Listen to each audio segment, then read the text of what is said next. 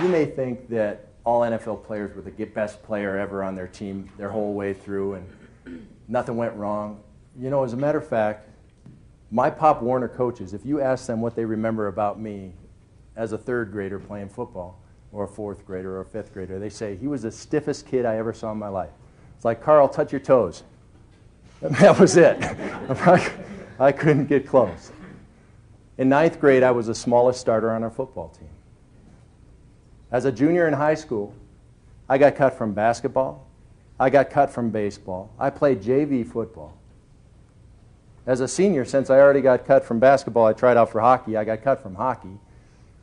I did make the football team and played well, played both ways, and ended up getting a little bit of interest from Division I schools. The University of Minnesota recruited me, but at the last minute decided that I was too small and they weren't going to waste a scholarship on me. So I scrambled around and found a Division II school that was willing to give me a 1/3 scholarship. Then a week later, we had our spring game, and I tore a ligament in my knee. I had surgery on it, and as I was in the hospital, the coach came up and said he wanted me to give back the scholarship. Have you ever been there? Where you thought you finally made it, and then all of a sudden, somebody pulls the rug out from under you? Don't give up. Keep on working. That's the difference between successful people and not successful people. I wasn't going to give them back the scholarship. I earned that thing. That was my scholarship. And when you're a scholarship player, the coaches and the other players look at you completely differently than if you're just a walk-on guy. It got so bad that instead of allowing me to rehab my knee at the men's training room, they had me rehab my knee at the women's training room. That was a stupid move on their point, because I was a 19-year-old kid and those hormones were running wild. That knee still doesn't bother me. I was in that place all the time.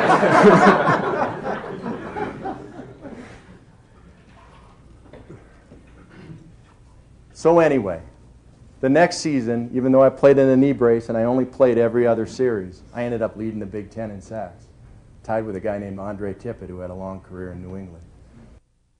In the NFL, they film everything.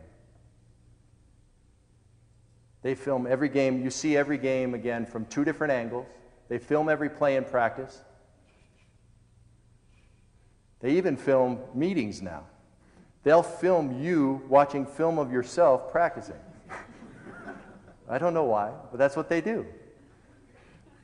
You go in the meeting room, it's not quite this big, but all the linebackers are sitting in there. There's a big screen in the front of it. The lights are off, the coach is running the plays back and forth and saying, Mecklenburg, why don't you cover the tight end? That's your guy in a 2-deep zone. Now, I'm going to throw out a little technical stuff here, but you'll get the point when I get to it. So even under those circumstances, with it running back and forth, my natural tendency is to say that's not my fault. That's the human way. You know, I'm thinking, Coach, if it's a 2-deep zone, the defensive end should jam the tight end so he can't get off the ball so easily. And the outside linebacker should squeeze him in so he's easier for me to cover.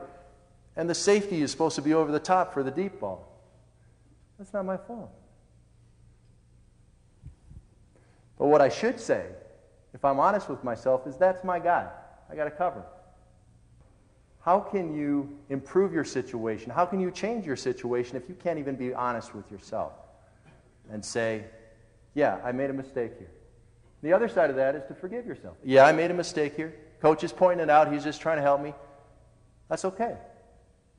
You've got to be able to forgive yourself. In the NFL, if you grade out 90%, they grade every game play, both on technique and on assignment. If you grade out 90%, you're an all-pro player. For us math majors, that means 10% of the time you're wrong. You're absolutely wrong, and the coach pulls no punches in telling you you're wrong right in front of your peers. You get a thick skin that way,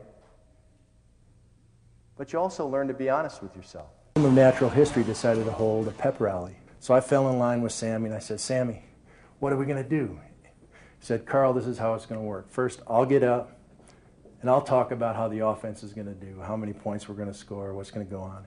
Then you get up, you talk about what the defense is going to do. And then this lady here is going to hand us a Seahawk, and we're going to tear it up. Now, Sammy's from Mississippi. And I'm from Minnesota. In Minnesota, if somebody says tear it up, they mean tear it up. I found out later that in Mississippi Ebonics, tear it up means like tear up the dance floor, play around, have fun with something. You can see where I'm going with this. Anyway, Sammy got up. He talked about how the offense was going to run up the score on Seattle. He talked about how John Elway was going to throw the ball and Riley Odoms was going to catch it and Sammy was going to run it, how many points they were going to score. And the fans were getting excited. It was pretty cool. It was my turn. I got up and I talked about how Rulon Jones and myself were going to sack the quarterback and how Randy Gradishar was going to tackle their running back and Louis Wright was going to intercept the ball. And the fans were even getting more excited. Then it was time for the Seahawk. The lady takes the Seahawk and hands it to Sammy. And Sammy holds it up over his head and says, Karl, you're the defensive player. You tear it up. This Seahawk's wings were pinned down to his side. It had feathers sticking out. It weighed about 4 ounces. It looked like somebody had just taken it out of a shoebox. I'm like, they don't need this thing. I grabbed it by its legs. I ripped it in half. Feathers and stuffing were flying. I grabbed the head off the half with the head still on it and threw it out in the crowd. The crowd was going crazy. I'm like, yeah, I love this public speaking. This is it. Then I turned around and saw the lady in charge of the thing, and she had her head in her hands, and she was in shock. It turns out that the Seahawk was an osprey, and it was part of an ongoing study of the osprey species, and this particular specimen was collected in 1910.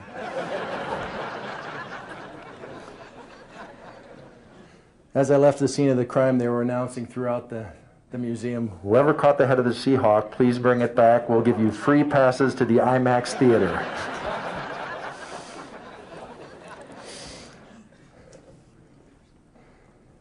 So that's the courage to try new things, even though they might go terribly wrong.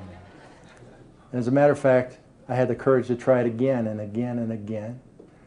And it's become something that's become my livelihood, and I enjoy it. I was right. I really do love this public speaking thing.